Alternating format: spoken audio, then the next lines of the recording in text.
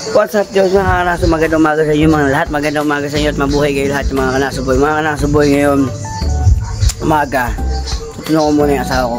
Gumawa ko ng sampayan. At wala kasi kaming sampayan na paglalagyan na kanyang ukay. Kita nyo yan, okay? Kasi nag-ukay din kami at tapos ano pati tapos sa pagkabuhayan. Kaya mga kanaso boy, pala nyo paano lagyan siya, gawa siya ng sampayan. Yung mga simpleng lalagyan na basta may masampayan. Diba? Okay, sige na mga kanaso. Isa muna dyan magandang intro, kaya teng teng.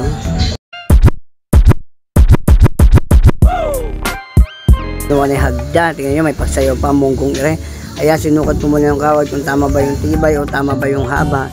Ayan o, tingnan nyo. At ito naglalaglag mo at inipod ko muna yung mga ibang damit. At tinanggal ko muna yung mga ibang sampay na ukay para mas madali akong makapag-ayos at makapagpagawa ng sampaya. Kaya ngayon kanaso tingnan. Lagyan natin naman fast forward muna yan para mabisbis natin mapanoorin ng video ire. Come on!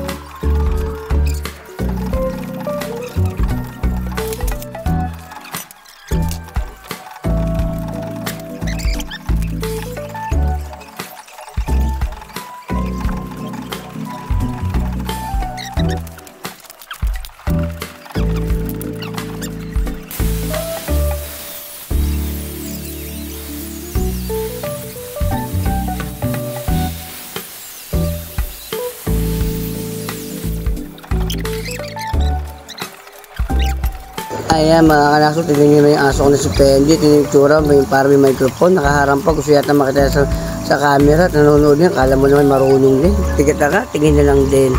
Taga-sunod, taga-tingin niya, tingin nyo kasama pa mga anak. Oo, hindi galing.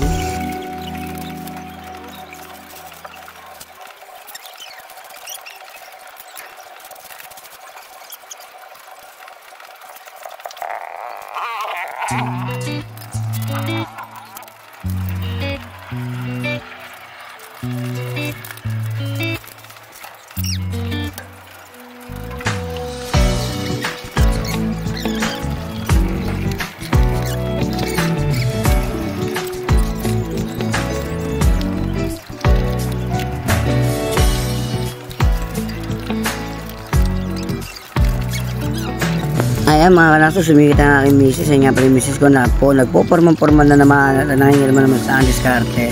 Ay naku po, Diyos ko po. Ayan po, ako nga pala yung kanyang sampay ng mga paninda niya kasi para mas madali makapili yung mga customer at mabilis makapingi ng mga order nila kasi medyo mahirap kasi yung nakababa kasi medyo nababaksak. Pasira-sira kanyang mga sampay na kinaawa na kaya para magawa ko siya ng sambayan. Ang hirap kasi pagkapili, may mes, magkukumba yung pili ka sampayan. Eh dito, sabit mo lang, madali naman.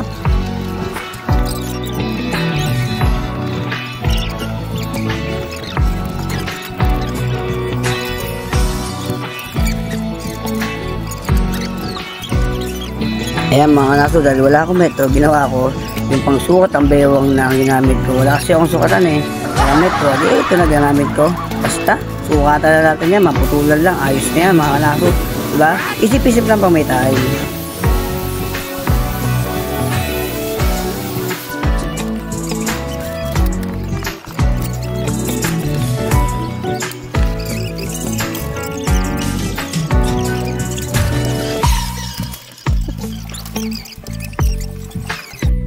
Sa wakas mga kanaso, natapos na rin ako sa aking gawain na po, napagsampayan na po ng aking asawa yung mga ginawa kong sampayan. Kita nyo, ang ganda tignan na yan po. At hindi na kayo kung gusto mo ulit, chat nyo lang po, PM nyo lang po kami mga kanaso. Bye bye!